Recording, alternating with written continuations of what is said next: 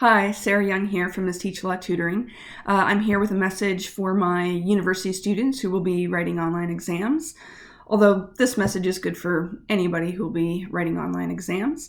Your online exam is pretty much going to be like an open book test because you'll be able to have access to any materials that you need. So remember, open book tests are typically not easier. It's not necessarily the case that the questions are more difficult. I think probably what ends up happening is people are not preparing like they would prepare for a closed book test. So keep in mind, you still need to prep for this exam if you want to be successful. So how are you going to do that? I would suggest you make cheat sheets. Because your exam's going to be timed. You're not going to have a lot of time to search for things. And this is not a time to figure out how to do a problem. You're not going to be trying to figure out how to solve a problem during your exam. You should already know how to solve it. So with the cheat sheet, I would suggest 2 pages double-sided, unless you're a Mount St. Vincent University student taking stats and you have 1,000,001 assumptions and conditions and cookie-cutter conclusions to include. You're probably going to need more space.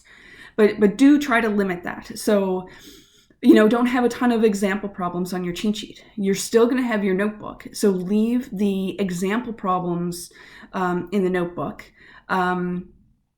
When you have, so what you should do with your notebook too is have Post-it notes with, labels for what type of problem or what unit or chapter or topic is on that page. Make sure that your example problem is very well organized, legible. But again, not your exam question might not be exactly the same as your example problem.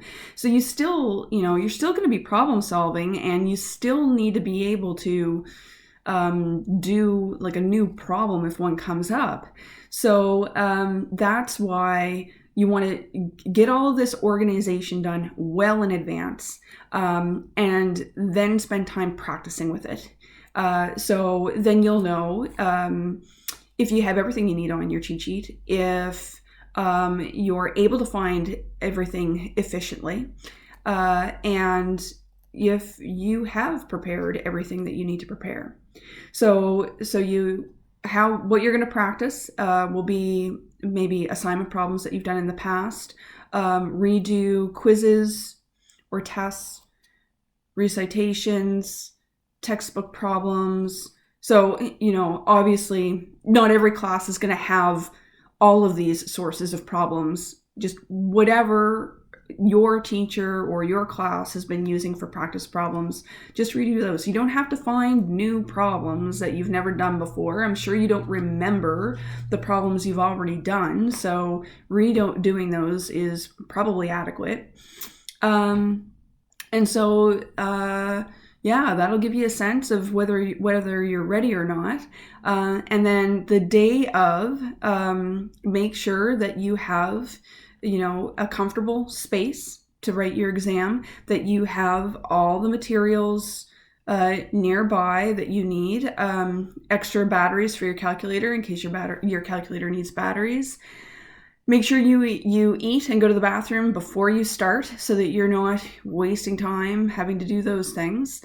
Have a glass of water with you, and chill. You've got stuff right there. You've got all your resources right there. I don't know how your online exam is going to be set up. Maybe you'll be able to bounce around. So if you don't understand how to do one problem, skip to the next. So if you have a stats class and you are going to be needing to interpret many tab output and you don't have an example of the output that you need, I do have Minitab downloaded on my computer now. So if we meet in an appointment, we can generate some of that output for you and label all of the components on the output so that you can interpret it. If we're going to be meeting online, it does have to be via Skype. I have to be able to share my computer screen with you so that you can see what I'm doing in real time.